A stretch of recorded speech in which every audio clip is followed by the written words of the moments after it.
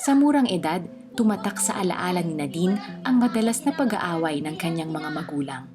Nakakarinig na ako na nagpa-plan sila na mag-separate. Kasi nga parang hindi sila yung daddy ko hindi niya maintindihan bakit parang may lumalabas na mga ugali yung mami ko that time na yun nga, nagagalit siya bigla. Isang gabi, nakapanood si Nadine ng The 700 Club Asia sa telebisyon. 9 taong gulang siya noon. Then sabi po ni Peter Kairos na kung ikaw may problema ka sa family mo, aayusin ng Panginoon yan. Talagang yung prayer kasi na yon, parang ako talaga yon. Ako yung kinakausap dun sa prayer na yon Na parang nagkaroon ako ng comfort, naiyak ako.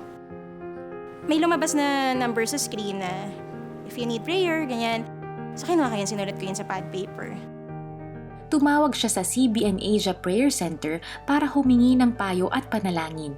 At matapos ipagdasal, naikonekta si Nadine sa isang Kristiyanong simbahan. Doon nag-start yung journey namin. 9 years old ako noon. Nababaptize kami, okay. So okay naman yung flow ng buhay. Subalit nasubok ang kanyang pananampalataya nang tuluyang maghiwalay ang kanyang mga magulang. Dahil dito, hinanap ni Nadine ang pagmamahal sa pakikipagbarkada. 12 anyos siya nang magsimulang matutong uminom. Yung set of friends na meron ako that time, marunong na sila uminom. Doon mo nabubuhos yung pagmamahal. Hanggang mabuntis si Nadine ng kanyang nobyo sa edad na 14. Nagsama sila sa murang edad at nagkaroon ng 2 anak. Subalit hindi siya naging masaya. Talagang bugbugan malala na parang dumating dun sa time na pag-high siya, yung parang feeling ko nire-rape na ako. Tapos meron ng time na habang gagawin niya yun, nananakit na siya. Parang nagsasawa ako ng ganun. So nagsimula ako mag-seek ng ibang relationship. Gawain kasi namin on Saturday. Pagka nakakarinig ako ng word, parang ako-comfort ako na parang ayoko na. Tapos parang siyang buffet ba? Na parang punong-puno kapag Sunday. Tapos pag Monday to Friday, gagawin mo ulit yung gusto mo. Relationship after relationship. Sa sarili ko parang, teka lang, mali. Hanggang isang matinding away ang nangyari sa kanila ng kinakasama. Bubugbugin niya talaga ako. Sabi ko, doon ako first ulit na tumawag ako kay Lord. Lord, kailangan ako makabangon. Kailangan akong tumakbo kasi pag hindi ako nakatayo dito, papatayin talaga ako nito. So nakabangon ako, nakatakbo ako. Sabi ko, Lord, ayoko na. Pagod na ako. Very clear sa akin that time. And dito lang ako. I'm with you. Bitbit ang pangako ng Panginoon, sinimulan ni Nadine na mamuhay ng tama.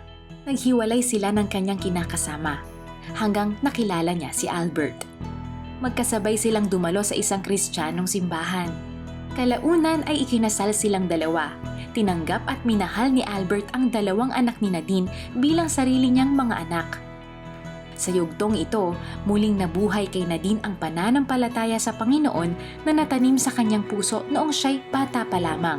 May mga episode ako sa sarili ko na tingin ko dumi ko. Tingin ko, ako lahat to eh. Ako lahat yung gagawa ng paraan para luminis ako. Pero simula nung nakilala ko yung tunay na Jesus, na walang makakapag-separate sa pagmamahal niya sa akin. Na all this time na yung Philippians 1:6 din, very true sa akin siya na He who started in you will bring it to completion. Kasi bakit? Ang bata ko pa lang, pinakilala niya na yung sarili niya eh. Hanggang ngayon, nagtutuloy pa rin siya sa buhay namin. Sa tulong ng isang online Christian community noong panahon ng pandemya, lalong lumalim ang pagkakakilala ni Nadine sa Panginoon. Sa ngayon ay aktibo sina Nadine at Albert sa pangangaral ng salita at pagpapadama ng pag-ibig ng Diyos sa mga kabataan. Naniniwala ko ngayon na buo na ako.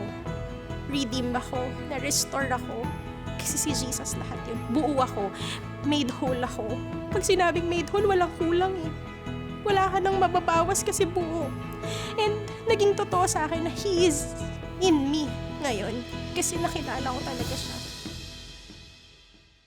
If this story touched your heart, support CBN Asia and help bring God's miracle into more homes. Tap to donate today.